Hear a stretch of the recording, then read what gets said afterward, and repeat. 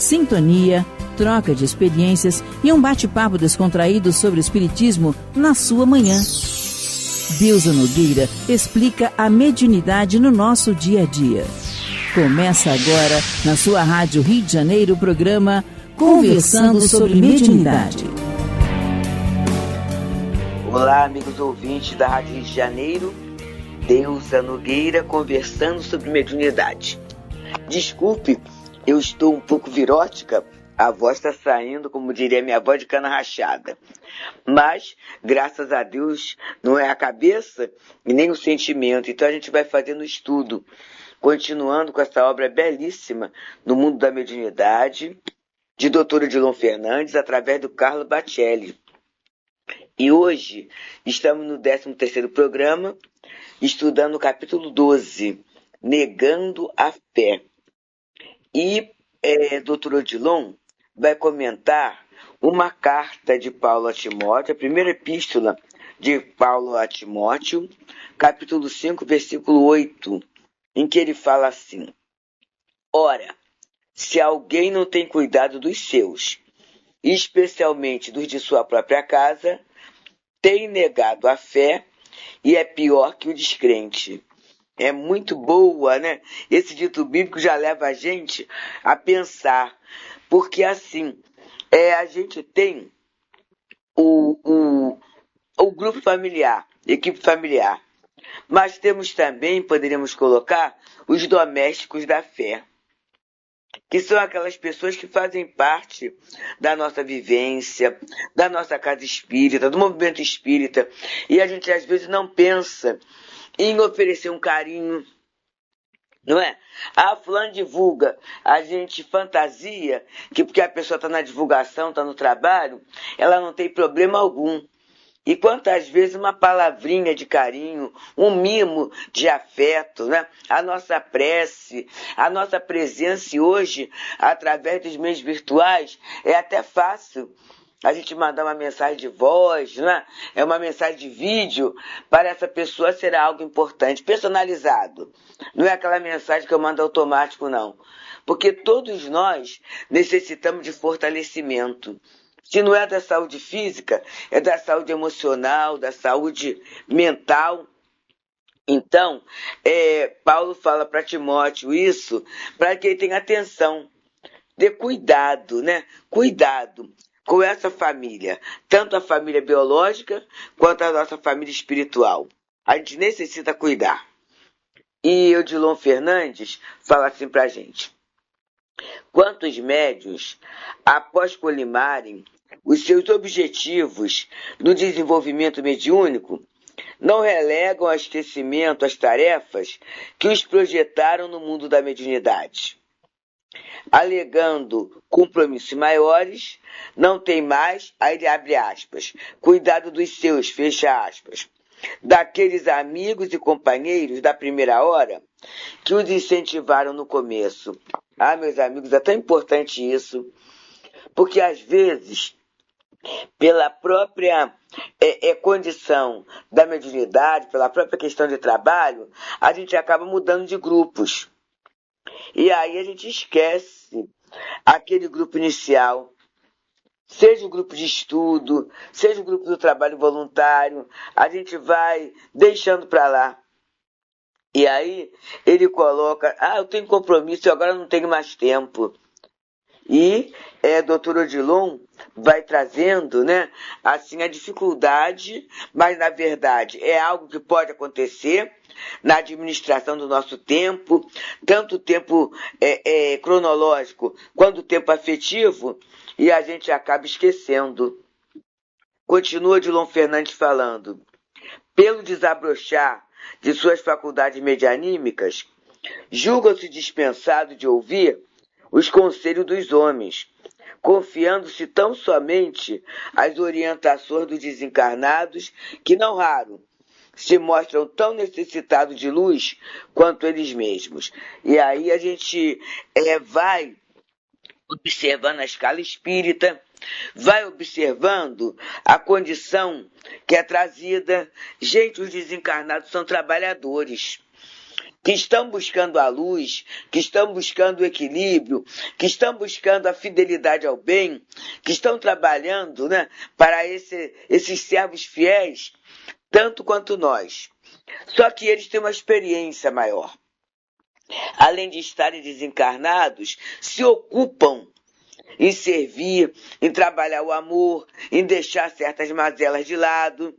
Essa é a diferença. Mas eles vêm. E aí vem através da consulta, através da orientação, né? Para que a gente possa entrar numa linha de entendimento maior, mais livre. E o Odilon Fernandes continua nos falando. Junto ao grupo da consanguinidade, sem dúvida, está o maior desafio para o médium. Se ele virar as costas aos seus compromissos afetivos, imediatos, em vão, à distância de casa, procurará a vitória espiritual que almeja. E aí, gente, é o esforço maior. E eu falo esforço por quê? Porque às vezes temos uma família grande. E vamos assumindo as tarefas dentro do movimento espírita na casa espírita. E conciliar isto é um esforço, né? Eu creio que a gente muitas vezes vai ter que acordar mais cedo, dormir mais tarde, para dar conta desta demanda, né? E as pessoas não vão entender, porque senão elas ficam contra a própria questão da doutrina. Eu ouvi de um familiar, uma vez, uma amiga, de uma querida da família, falou assim, pois é, a religião divide as famílias. Porque, na verdade, aí a gente entende o outro lado também. Ela tem dificuldade até de se unir aos outros. Ela quer que todo mundo vá até ela, é a forma dela. E aí, o que a gente faz? A gente se ajeita, né? Para ter um tempo na semana junto a esse familiar. Porque até esse tipo de vibração é muito ruim para nós e é ruim para o outro também. É ruim para o outro saber vibrar assim, né? Então, é um esforço maior, porque são aquelas pessoas que, como ele diz, compromissos afetivos imediatos. Teve um planejamento reencarnatório para nós estarmos juntos. E há alguma coisa que nós necessitamos resolver. Resolver eu não digo só em termos de sofrimento, não. Mas até em termos de despertar no outro um amor, um exemplo, né? Uma boa vontade, um carinho. É a nossa tarefa também. Então, cuidado que a gente necessita ter. E o Odilon Fernandes continua dizendo que Paulo insistia com Timóteo e, de resto, com os demais seguidores do Evangelho, para que não se descurassem daquelas almas mais próximas. Olha só, gente. E nós temos na família, às vezes na vizinhança, aquela pessoa que tem a gente como uma referência. Outra vez, é na vida profissional. A gente pode ter isso.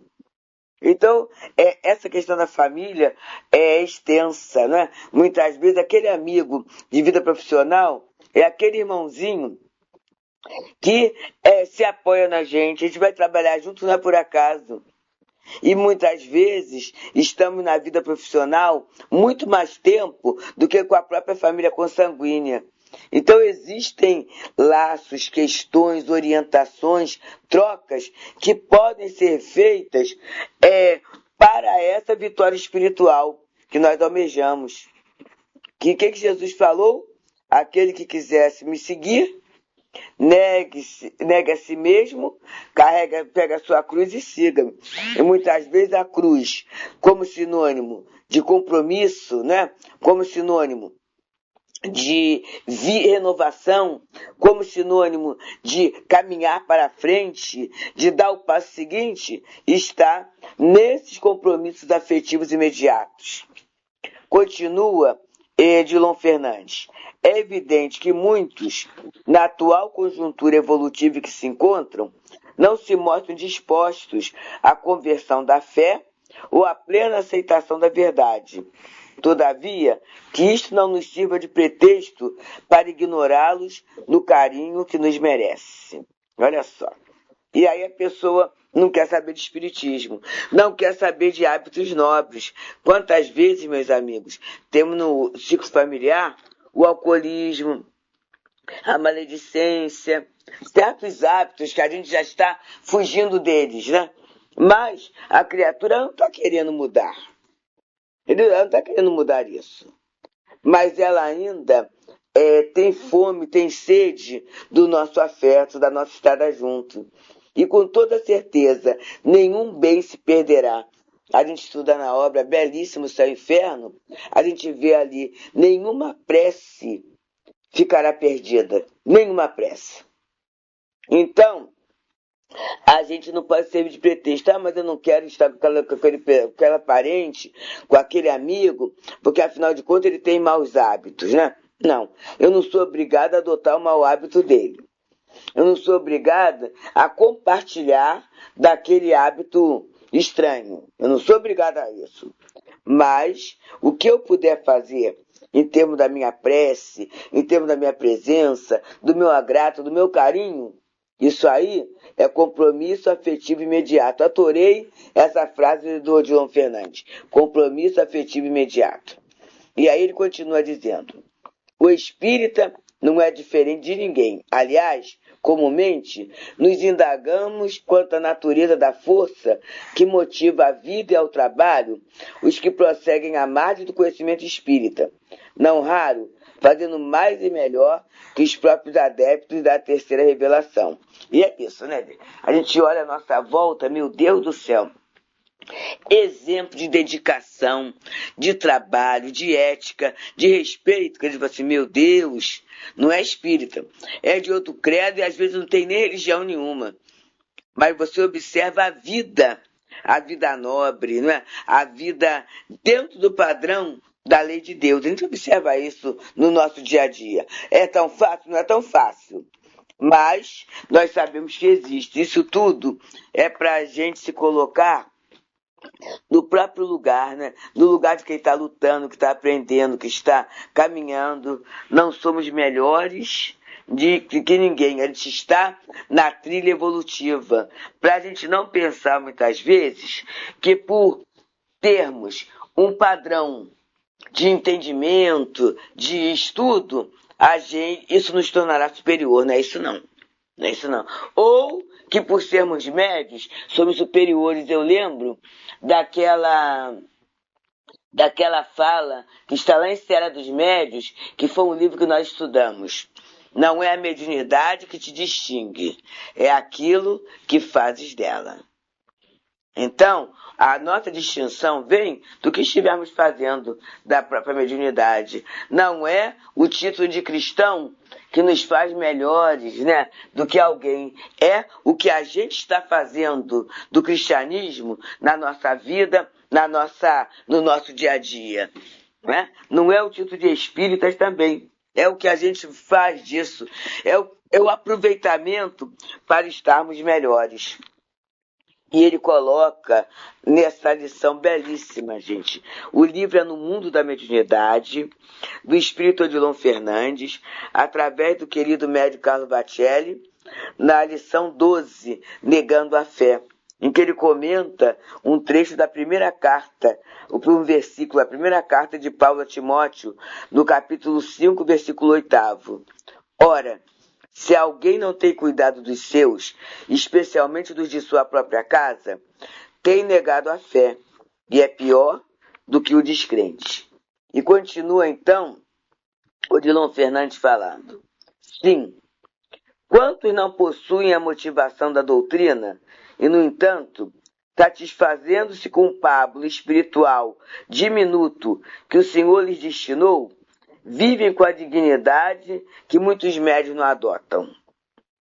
Paulo fala sem rodeios que o cristão e, consequentemente, o espírita, que não revela coerência em suas atitudes, desconsiderando de sua própria casa, é pior do que o descrente. O conhecimento espírita impõe uma responsabilidade maior do que de hábito se imagina.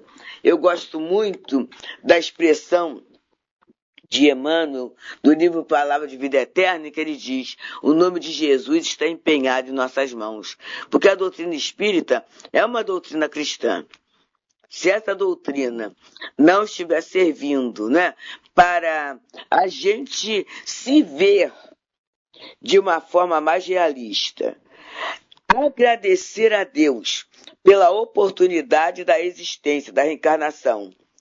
E começar a trabalhar a utilização de todos os recursos que nos chegam, o corpo são ou doente, a questão social, financeira é mais elevada ou menos elevada, a questão de vivência, uma vivência com mais pessoas ou menos pessoas, se a gente não tiver não mudar o ponto de vista para olhar essas questões, a gente estará sendo infiel e até ingrato ao patrimônio que é a doutrina espírita. Porque, amigos, ela nos ensina a olhar a vida de forma diferenciada.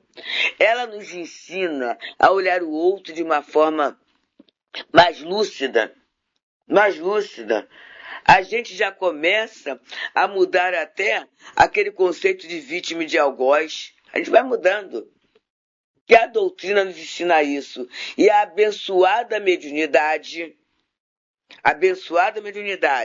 faz com que, tendo contatos, tanto a mediunidade socorrista, em que temos contato com irmãos altamente sofridos, né, na sua escala de elevação, quanto a mediunidade que traz as mensagens dos trabalhadores espirituais, vai clareando a nossa vida de uma forma que a gente fica pensando assim, meu Deus do céu, né?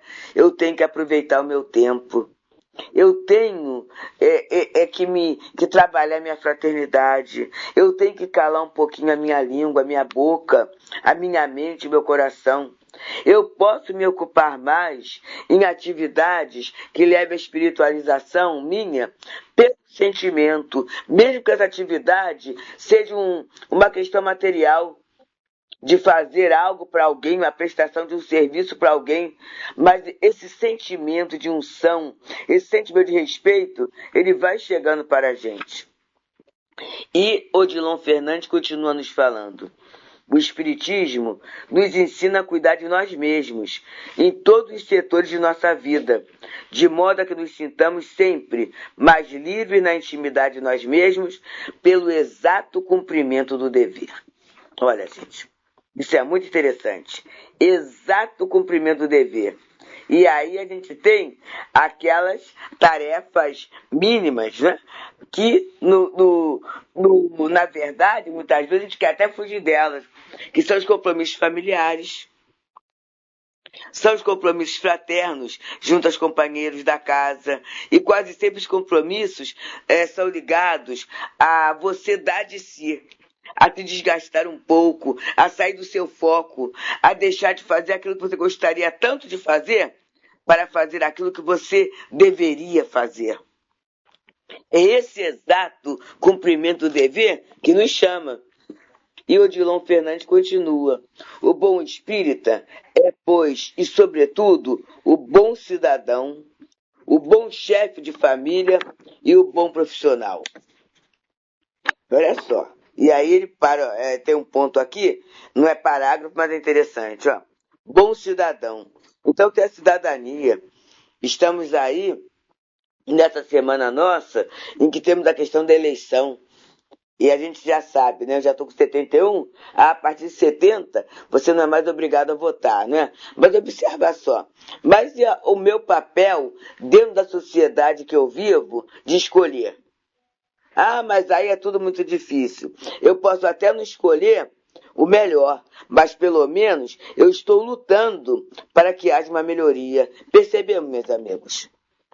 Então, o bom cidadão, o bom chefe de família e o bom profissional, né? A gente vai vendo assim, no exercício da cidadania, no exercício da vida familiar e no exercício profissional, são oportunidades valiosas que Papai do Céu está dando para a gente crescer, para a gente criar laços de amizade, para a gente exercer o nosso amor de uma forma mais plena, né? Mais ampla, mais proveitosa. Porque quanto mais eu amar, mais feliz eu vou ser. Quanto mais eu trabalhar a expansão do meu sentimento, do meu espírito de serviço, mais feliz eu vou ser. Então, o grande beneficiado seremos sempre nós. E aí ele continua. O espírita que faz concessões ao erro, crê no estado de posse da razão, faceará amargas decepções consigo mesmo deste outro lado da vida. Porque aí eu posso olhar assim, mas eu não sou perfeito. Eu tenho as minhas dificuldades, né? Então o que eu faço? O que eu posso fazer? Então, eu tenho que pensar nessas decepções, né, que eu vou tendo do outro lado da minha vida, porque a vida continua. Eu tenho a noção que é transitório esse meu momento material, e aí vem aquela pergunta que às vezes eu me faço: vale a pena eu pagar a conta do meu sofrimento futuro? Vale a pena isso? Não é melhor eu aprender, e quando eu falo calar, porque eu falo muito, né? É calar, desculpar, perdoar, retroceder, mesmo tendo razão. Não é melhor do que eu criar um problema futuro em que eu não sei qual vai ser a minha condição no futuro, gente? Porque eu estou agora aqui no resgate, no aprendizado, mas com certeza o que eu estou passando agora não é o meu todo enquanto espírito. Sabe lá que dificuldades eu terei que facear no futuro? Que expiações, que provas eu terei que ter? E aí como é que eu estou fazendo? Eu estou facilitando pelo alargamento dos elos de fraternidade, de paz, ou eu estou complicando? Eu tenho que começar a pensar nisso. E aí, continua Odilon Fernandes, infelizmente, numerosos companheiros têm se comprometido na doutrina, porque têm feito da mediunidade uma fonte de lucros pessoais. E esse lucro não é só em dinheiro, não. É muitas vezes visibilidade, umas situações complicadas que fazem parte do nosso orgulho, nossa vaidade, nosso egoísmo, não é? Assim agindo, não apenas se fragilizam na própria crença, quando compromete a fé dos que os observam em suas insensatas atitudes. O interesse material dos que se têm envolvido com o espiritismo continua a ser um obstáculo à sua mais ampla e pura propagação. E com certeza haveremos de responder por isso. Negar a fé não significa apenas ser um cético quanto mais. Os que se desvirtuam em seus princípios religiosos, voltamos a repetir com o apóstolo, estão fazendo pior do que os descrentes. E aí a gente sabe, né? A mediunidade desinteressada, o trabalho desinteressado, gente, a gente tem que pensar muito. Eu tenho um amigo muito querido, o Mário Coelho, lá do Leon Denis, ele fala assim: eu sou só o carteiro, eu sou só o mensageiro. E são expressões que tem que vibrar no nosso fazer mediúnico. Eu ofereço passe, eu sou instrumento. Eu estou ali, mas eu sou instrumento, não é meu. Então não tem que ter nenhuma cobrança de ninguém por aquilo que eu estou fazendo, né? E aí o Odilon Fernandes encerra essa lição belíssima, que é Negando a Fé, que é a lição 12 do livro No Mundo da Mediunidade, dizendo assim: se o médium é instrumento de convicção para muitos, pode vir a sê-lo também de incredulidade quase definitiva para os que depositam na fé espírita as suas derradeiras esperanças. E aí a gente lembra de Paulo, quando ele fala da nuvem de testemunhas. São amigos encarnados e desencarnados, que muitas vezes nos acompanham esperando de nós o melhor. E aí é a hora em que a gente, se fragilizando, fragiliza também o companheiro, o amigo, o irmão da caminhada. E pensemos, meus amigos, que a gente possa ter cuidado pessoal, mas também cuidado dos nossos, né? Que a gente pense que está em serviço de Jesus, a serviço de Jesus. E Jesus não merece qualquer coisa, não é? Ele é o mestre de nossas vidas. Muita paz. Deusa Nogueira explica a mediunidade no nosso dia a dia. Programa Conversando sobre Mediunidade.